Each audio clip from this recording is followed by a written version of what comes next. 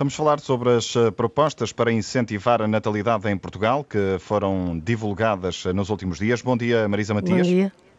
Como é que acompanhou a divulgação destas propostas? Bem, eu gostaria de dizer antes de mais que eu vejo que o problema da natalidade em Portugal é um problema sério e grave, mas sobretudo quando nós comparamos os dados que nos são dados relativamente àquele que é o número de filhos que as mulheres gostariam de ter, a natalidade desejada, que são 2,2 em média, e o número de filhos que as mulheres realmente podem ter em Portugal, que neste momento é 1,2. É nesse contexto que eu vejo que é um problema sério, porque também acho que houve uma certa onda conservadora, digamos assim, naquilo que foi a apresentação destas propostas, e nós não podemos esquecer de forma nenhuma que o planeamento familiar foi uma conquista, assim como o direito das mulheres a não ter filhos também foi uma conquista social das mulheres e, portanto, isso é importante manter. E é porque há essa diferença tão grande entre aquilo que é a vontade e o desejo e aquilo que é a possibilidade real de ter filhos, que eu acho que devemos falar também muito seriamente sobre estas questões. Se as mulheres em Portugal pudessem ter os filhos que querem ter, haveria renovação geracional sem nenhum problema. Ela aconteceria de forma natural, porque mais do que 2 filhos por mulher assim o garantiria. E por isso esta é uma questão para mim fundamental. Mas estas propostas aparecem também numa semana em que nós tivemos a notícia de que cada vez mais chegam mulheres grávidas aos hospitais com fome. E isso mostra bem a situação em que estamos, no sentido em que as mulheres que estão grávidas neste momento não estão sequer a ser cuidadas pelo Estado. Então temos que ir às causas reais, temos que procurar as causas reais pelas quais não há a natalidade desejada, pelas quais as mulheres não têm os filhos que gostariam de ter. E as propostas que são avançadas, devo dizer, obviamente, que algumas delas são positivas, não digo o contrário, mas desde logo temos que nos perguntar se elas serão postas em prática ou não. E também temos que nos perguntar o que é que elas revelam daquilo que é a avaliação que é feita da sociedade neste momento. Desde logo as medidas relativas à saúde, à educação, à redução das taxas na água, no lixo, no saneamento, à redução do IMI ou à redução do imposto sobre veículos, mostra bem como aquilo que são bens essenciais estão a chegar às pessoas a preços muito elevados e que lhes retira rendimento, e como o aumento de impostos também tem retirado capacidade às famílias de sobreviverem.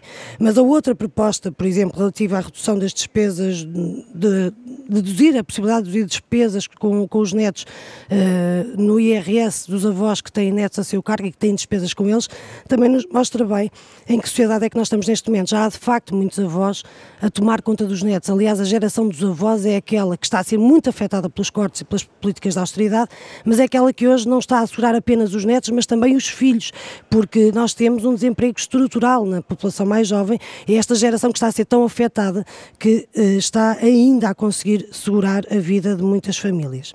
E, portanto, dizendo que aquilo que é apresentado é melhor do que temos agora, volto a dizer, não resolve o problema na sua essência. E há medidas concretas que representam, no meu entender, dados perigosos. Há uma, muito em concreto, que é um recuo muito específico. Quando se diz da obrigação das mulheres grávidas terem direito a um médico de família, é um recuo. O médico de família deve ser um direito de todos os cidadãos e de todas as cidadãs em Portugal. É isso que prevê o Serviço Nacional de Saúde. E, portanto, passar a assumir que só para algumas pessoas é que isso é um direito, é um recuo. Há uma outra medida que eu entendo que é um retrocesso, que tem a ver com a possibilidade de substituição ao fim de 12 meses de licença de maternidade, e essa possibilidade de substituição no trabalho é apenas para as mães e não também para os pais. Acho que é um retrocesso porque ela implica uma discriminação, não apenas de género entre mulheres e homens, mas também uma discriminação laboral, que se coloca mais uma vez em cima das mulheres. E nós sabemos bem como as mulheres são chantageadas no mercado de trabalho para que não tenham filhos, para que não possam engravidar. Sabemos que essa chantagem existe. E depois há uma dose de cinismo também relativamente às medidas que têm a ver com os contratos de trabalho, porque estas medidas não têm em conta as mulheres que estão desempregadas, as mães que são bolseiras, as mães que têm vínculos precários. Portanto, todas as medidas relativas a uma melhoria em termos dos contratos de trabalho, à licença de maternidade, à substituição, ao trabalho em tempo parcial, dirigem-se apenas a uma fatia muito restrita das mães em Portugal, que são aquelas que têm contratos com direitos. E, infelizmente, este governo tem sido muito eficaz em reduzir cada vez mais os direitos e fazer dos contratos com direitos uma minoria, porque, infelizmente, no mundo do trabalho em Portugal o que reina é a precariedade e o que reina é o desemprego, esse sim é estrutural.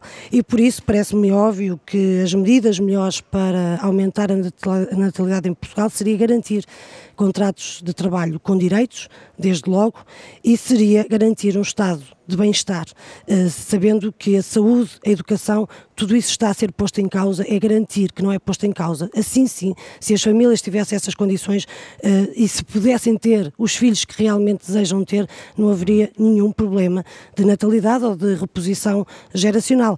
E estas medidas, no fundo, vêm admitir de uma forma muito clara como as políticas do governo têm falhado, as políticas de austeridade, e esta é uma das suas consequências. Na medida em que têm falhado é porque as famílias em Portugal já nem sequer podem ter os filhos que querem, porque não têm emprego, não têm condições de vida, não têm bem-estar, e por isso é que esta solução, estas propostas não são uma solução estrutural, são melhores, mas não são estruturais. Marisa Matias, bom dia e até para a semana. Até para a semana, obrigada.